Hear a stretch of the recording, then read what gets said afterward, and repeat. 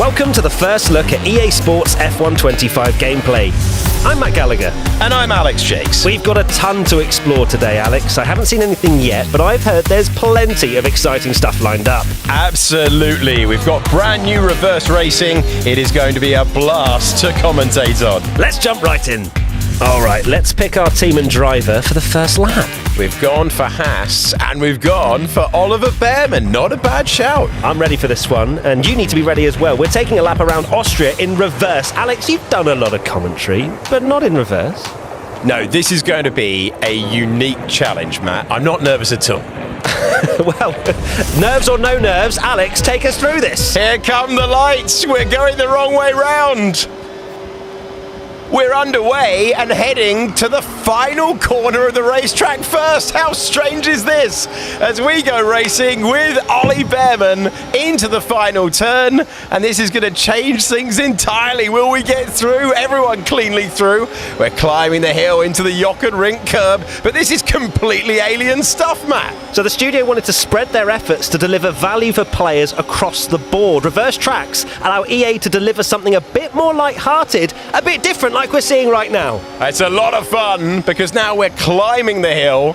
Turn 7 and 8 normally have now turned into a really fast chicane. This is still a great overtaking opportunity, and Ollie Behrman's showing us that. So changing the race line and wear throughout the race is complex. EA manages two versions of each track in one file to account for track wear and wet weather drying. It's not just about reversing direction here. Oh, this is a scary corner, but it's going to get even scarier because instead of climbing up, we're plunging downhill. Not to turn 1, but to the final turn on the racetrack. Look at how quick this is, with no escape on the outside if you get it wrong. Can Behrman make another place? He can. Super move, super racetrack, brilliant. Alex, my brain is fried. What have we just watched?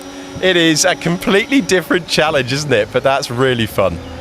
Right, swiftly on to Miami. You'll be glad to know, Alex, this one is the right way around. An all-new LiDAR-scanned track to bring the true experience to the game.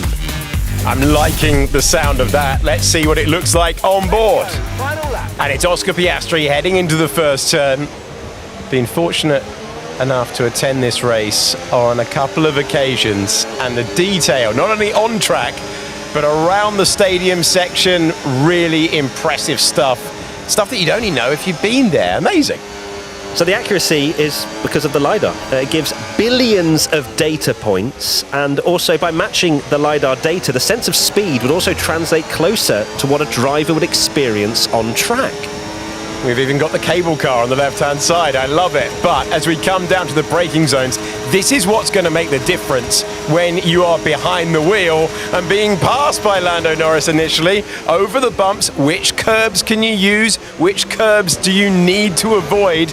Absolutely crucial. Certainly at corners like this, as we climb the hill, some you have to avoid, some you have to take, like that one on the apex of the chicane. So LiDAR enhances track realism by capturing details like elevation and curb height. You could just see when we were on board there, the way the car was bouncing around and compressing. It's brilliant stuff. And we're going all the way to the end now. Here we go with Oscar Piastri. We're going to get the bumps into the braking zone. How much speed can he take through here? Final corner of the last lap. Stadium is ahead of us, but we're heading to the checkered flag. And Oscar Piastri comes over the line to win again and to punch the air.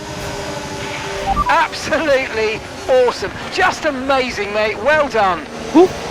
Well done, everybody. Massively deserved. That's a nice touch, isn't it? Oscar Piastri in the flesh. Yeah, his actual team radio included in the game. Off to the podium we go now. Loving that from the podium, and off we are. This is looking like a massive step up. So using Valve Index base stations and a Vive tracker mounted onto a camera rig, EA took the existing podium cutscene animations in Motion Builder and used a plugin which allowed EA to record the tracking data from the Vive tracker. So this gave EA the natural movement that would be expected when a camera operator is reacting to events unfolding in front of them. Hence the step up. It sounds like so much work has gone into it. Now to Silverstone we go. And at the bottom, reverse track with a pit stop. Bring this on. I'm really looking forward to seeing what this place looks like. The wrong way round. We're chasing down Fernando Alonso on board with Isaac Hadjar, and we're going the wrong way round through Luffield Corner, heading into Brooklands, and that is going to make the next part of the track scary quick. It's learning a completely different track the wrong way round. My brain can't really compute what's going on, but we're in the slipstream of Alonso, Alex. Okay, we're heading into what would normally be the opening corners. This is now a massive overtaking opportunity. This is so strange, you know.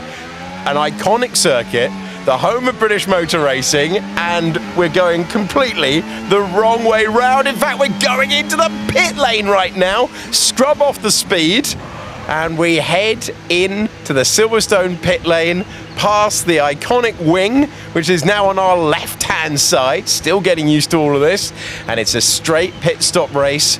Hadjar versus Alonso. In goes Alonso, and now we're hitting our marks. Can we jump him here?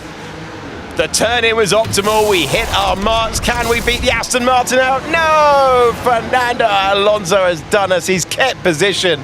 I'm intrigued to see what this next bit's like, though, because it is so tight in real life, and it's now the pit exit. We've barely got any room to use. Get rid of the limiter. Here we go, flat to the floor, and rejoin heading into Stowe Corner. But it's now a left-hander, and Alonso's getting away from us. Phenomenal stuff. So the garages in the pit lane have a totally new layer comprising of all bays, pit perches, crew, floor decals, garage signage, pit limits, and exit lights. Everything had to face the other direction and be ordered differently. Oh my word. Beckett's, then maggots. Unbelievable combination, still brilliant, even in reverse. And we're heading to Copse Corner. Are we going to go around the outside? Hang on right now. Come on! Oh, what a move that is. Amazing. This is absolutely brilliant to watch. I think this track will actually be one of the most difficult ones to learn. Totally agree, Matt. We are now off to Bahrain. We have another LiDAR track, and it means that you can see things like the fan zone that's there in real life on the left-hand side. And we're following Gabriel Bortoletto down to the first turn. There's always bumps down there at the first turn. You can see the suspension is working away as he locks up. He's chasing Carlos Sainz up the hill. That's feeling very recent in the memory, Bahrain Grand Prix, as we head slightly up the hill. The track's undulation is very apparent now and feels authentic overall, especially when you reach turn 5. You get that great whoa moment because you really get to see and feel the elevation as a whole. And the fast stuff is where LiDAR really comes into its own. Big direction changes, completely accurate. And now we're at turn 8. We're getting closer to the Williams in front. Speaking of accurate, representation of the sandy and desert terrain verges in terms of slope and natural formations. The accuracy is just unmatched. We head into turn 10 now, known for its challenging downhill braking zone. That's also been replicated so that players will get to experience the precise elevation drop and tricky off-camber corner entry, giving them a true-to-life driving experience. Oh, it's Lock-Up City. Turn 10, absolutely love it. And now the climb begins again into the fast stuff with Bortoletto leaning on every bump. 13 is such a tricky corner. Look at the suspension working away as he climbs the curve now, and he's chasing all the way to the end of a very familiar racetrack with its abrasive tarmac and its low grip, its high abrasion, and is lining up right now for a great chance to overtake the Williams ahead. There's the rear wing element going up, and the Brazilian driver continues to chase on to Suzuka. Yes, please. Absolutely adore this racetrack. And we are about to find ourselves doing an attacking lap around iconic corners with the LiDAR, more accurate than they have ever been before. This is turn 1 at high speed, and we're working our way into the S's. Look at that on the left-hand side. We got the cherry blossoms. Wonderful. Beautiful as well. You've got the pink Alpine of Jack Doohan. It's all just working out beautifully into the first sector. One of the most iconic sets of corners in the entire Formula One calendar. You can feel the car moving around, compressing. It's just brilliant. Into the Degners, through the first one, through the second one, And we're gaining all the time on Yuki Tsunoda. The dive bomb! The Kobayashi dive bomb move from Jack Doohan. How about it? Excellent stuff. I'm loving this racetrack with all of the details around here. Spoon Corner is next. Fans watching from the side. More cherry blossom. And around this racetrack, it really is a beautiful place to come. Spot the Cherry Blossom is the game we're playing at the moment. We're in the slipstream of Alex Albon. It's looking beautiful. How's 130R going to be? Albon wants a move. That is a dangerous place to try and overtake. He couldn't make the pass. How about the iconic chicane? Made famous by Prost and Senna. The big wheel on the left-hand side. It's an amazing view from that, by the way. It's an amazing view on board with Jack Doohan as we go across the line. My word, does Suzuka look great? We've gained another place on the way to turn number 1. What a great racetrack. I love that place. Heading to Australia we go now for the Grand Prix, the first race of the season it was this year. And look at that, raining in Melbourne. It's a LiDAR scan track once again, so look for the accuracy. You can see it's a very unique track, it has road markings on it, and you best believe the LiDAR has scanned it all.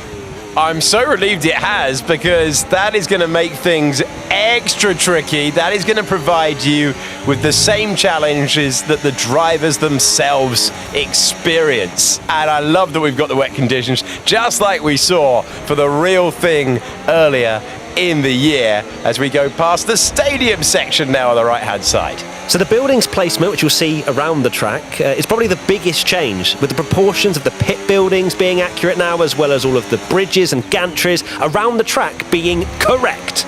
I love to see it. Lean on the curb on the way out. Little bit of a correction there as we went over the markings. This is the flat out section now. Changed a couple of years ago. We're going up through the gears. This is such a high speed change of direction. The fast chicane.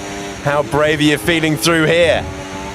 Gaining so much time, and another great overtaking opportunity. We're chasing down Liam Lawson. This place looking fantastic, even though it's pouring with rain. Oh, we're going to go for a move down the inside of Lawson. Beautiful stuff, and you'll see all around this circuit, as it is a street circuit technically, every barrier has been replaced with the correct height and proportioned versions, as well as all the colours and materials being updated. A brilliant place to go racing, a wonderful crowd, and now the most accurate version of Albert Park we have ever seen. The car moving around so much in the rain as well, as we go over the line again, chasing down Lewis Hamilton for 8th position at Albert Park. Carlos Sainz making his way through. Right, last one for today, and it is Zandvoort. As you can see, the entire start grid has had to be replaced on the opposite side of the start straight. In real life, this isn't even a consideration and might not be able to fit all the cars.